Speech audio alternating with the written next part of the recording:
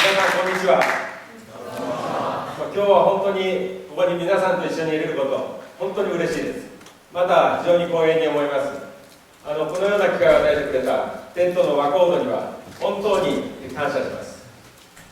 私、堀勝と言います。堀っていうのは土辺の堀で、土を溝を掘る、そして勝はウィンです。物をほじくってこういうパターン、堀を作って、そしてウィンに持っていくのが私の定められた名前からの宿命なんです。ところがこの掘るっていうのがプラズマと大いに関係がある。まさに私は名前からプラズマと結びつけられたわけです。また中学3年生の卒業論文で最近分かったんですけども、私はプラズマサイエンティストになりたいと書いちゃってるんですよ。今まで知りませんでした。しかし神は私とプラズマを結びつけたいんです。皆さん方も気をつけた方がいいです。何か書くとそうなっちゃう。逆を言えば夢は書けば叶うかもしれない。まさにこのプラズマプロフェッサーが今日プラズマについて皆さん方と楽しみたいと思います。じゃあプラズマって何だろう。答えがありますよね。温度を上げましょう。液体になると水になります。次は何になりますかね。気体ですよね。そして3000度に上げるとプラズマができると。電子が外れてプラスとマイナスの状態になっています。電気的に中性なので上の方第3体ってます。こちらが第4の状態。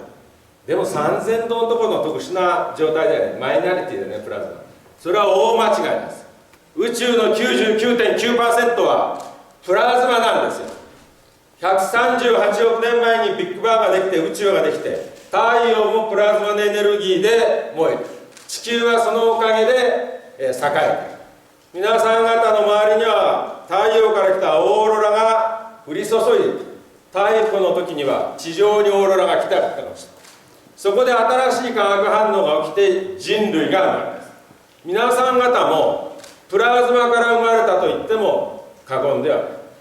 人類はプラズマの申し子かもしれない。次に行きましょう。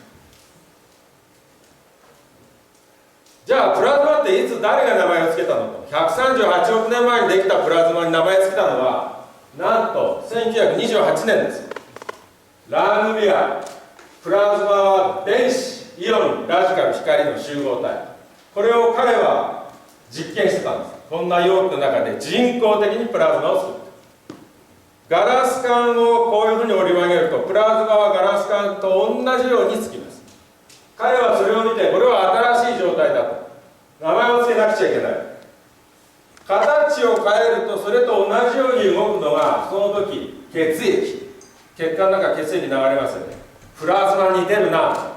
で彼はその時にこの名前をパクってしまった。結晶の血液のプラズマを見てプラズマっていう名前を付けてしまった。しかしながら今日お話します。血液にプラズマを当てるってことが今起きてるんです。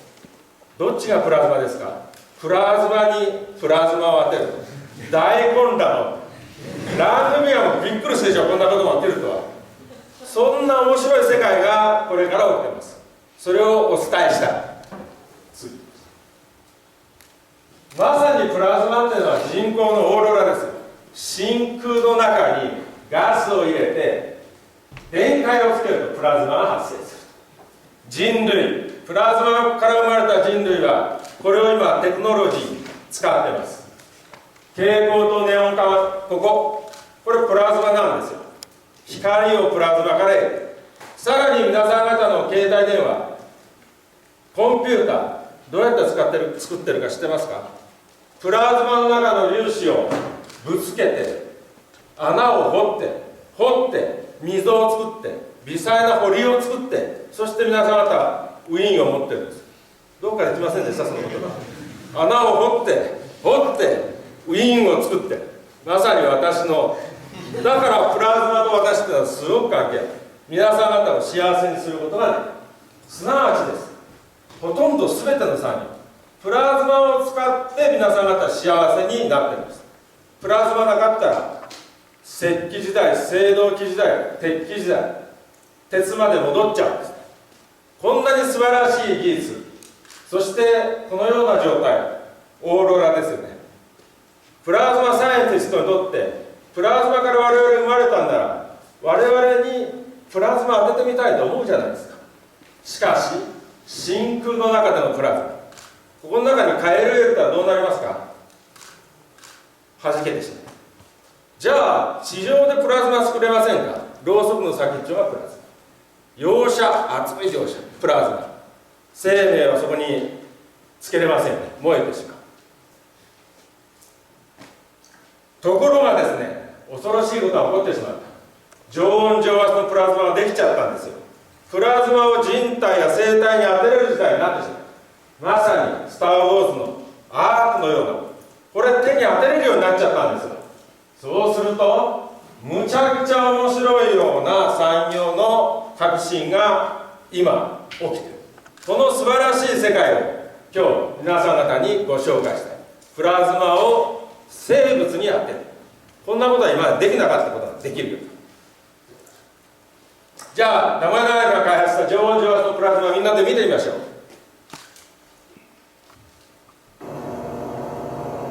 世界一密度の高い室温のこの場でできるプラズマです。オーロラをこの大気圧で作る。きれいですよね。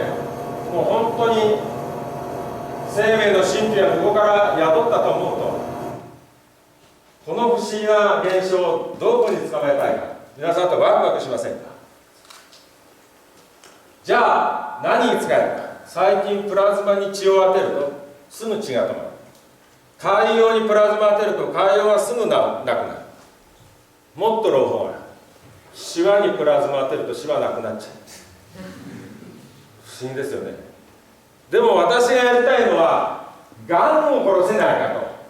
がん細胞にプラズマを当ててみた。ここの中にがんがいっぱいいるんですよ。殺したいよね。憎きがん。いきましょう。これは素晴らしい結果です。これがん細胞です。卵巣がなかなか治らない。普通の細胞。プラズマ当てたと言いましょう。小さくなって死んじゃって。普通の細胞全く死なない。しかもアポトーシスっていうので死ぬ。アポトーシスって何やろう。例えば堀を抹殺したい。英国政府が思った。何しますか。007呼ぶんですよ。007を呼んで私にナイフでブスッとこう出血して死にますよね。しかしプラズマプロフェッサー、そうは簡単に死なない。007ぐらいでやれるような人間が名古屋大学の教授になっちゃいかん。どうやって殺すか。アポ通して殺すんです。堀は結構浜口総長が怒ってると怖がってるとあそこにいらっしゃる。ささやくんですよ。浜口総長怒ってると堀に伝わる。堀は浜口総長怒ってる。浜口総長怒ってる。いない方がいいよね。自分で勝手に死んでいく。2日後には堀はいなくなっている。これがアポトーシスですよ。007真っ青のがん細胞の殺人鬼、これがプラズマなんです。で今までプラズマサイエンティストはこれに対して何もできなかった。がんの患者を救うことは全くできなかった。お医者さんに祈るだけ。しかし今はお医者さんとプラズマサイエンスとが一緒になってがんを殺すと、こんな研究ができるようになっているんです。そしてプラズマ何が出てるのか重要ですよね。今まで誰も測ることができなかった。名古屋大学素晴らしい。プラズマから何が出てるかを手のひらサイズで測れるようにしてしまう。今これを見て何ががん殺してる分かるようになった。素晴らしい技術が今ここから芽生えようとした。じゃあがんは殺しても殺せるようになってる。でも今山中さん iPS 細胞でがんになったところ取り替えれるようになっちゃった。人類は何歳まで生きれるか。私は200歳まで生きれるんじゃないか。壊れたところ変えればいいんですよ、脳以外は。みんな長いこと生きれるな、ベリーハッピー。しかし問屋は下ろさない。人口が70億から100億になったとしてもですね、食い物がない。一番怖いのは食い物と鳥インフルエンザ感染者、この2つが次の人類の敵になる。じゃあプラズマどうしますか。がん治せるようになったらプラズマの使命は次何ですか。プラズマはまだ素晴らしいんですよ。みかん、カビ生えますよね。プラズマ当てたみかんはカビが生えない。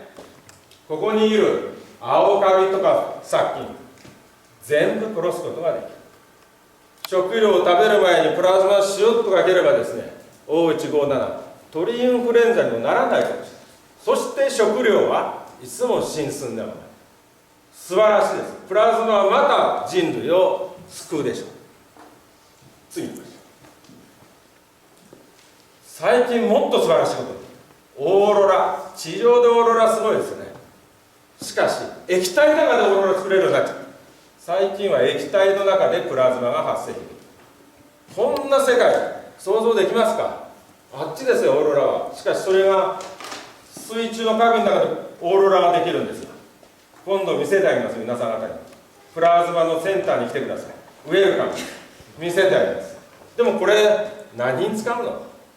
次に金魚、プラズマ水で作った金魚、2センチの金魚は1年間で30センチになるんです。これは私が写真で撮ったんです。今の皆さん方の食料、死んじゃったらいかんというので、改正されちゃいけないというので、お魚さん養殖するときに抗生物質いっぱいやって安全かどうかわからない。しかしこのきれいなプラズマを焚いて魚育てれば1年間で30センチ。食糧難はプラズマで救うことができる。素晴らしい。最後です。皆さん方プラズマの世界楽しんでもらえましたでしょうか。プラズマから生まれた人類は今プラズマを使いながら皆さん方を幸せにしようとしている。私はこのプラズマ研究に人間はどこから来て、そしてどこに行くのか、これが分かるような科学がプラズマじゃないかと思っている。しかし金魚が大きくなって透けた、そこにもう一つ重要なのは科学者としての使命がサイエンスにすることです。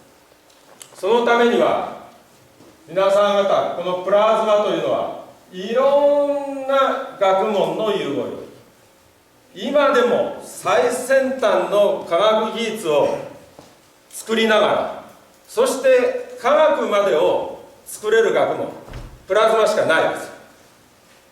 このようなプラズマ、これから必要なのはサイエンスにする。これは全てでもサイエンスです。これを統括するのが私の使命。一つ一つなぜかなぜかなぜかなぜか、そして皆さん方に伝えていくのが私の使命だと思っている。しかしながら医学の先生、科学の先生、言葉が違うんですよ。何かというと、ここにはギャップがある。今日の主題してますか。和コードたちが作った主題、ブリッツ・ザ・ギャップ。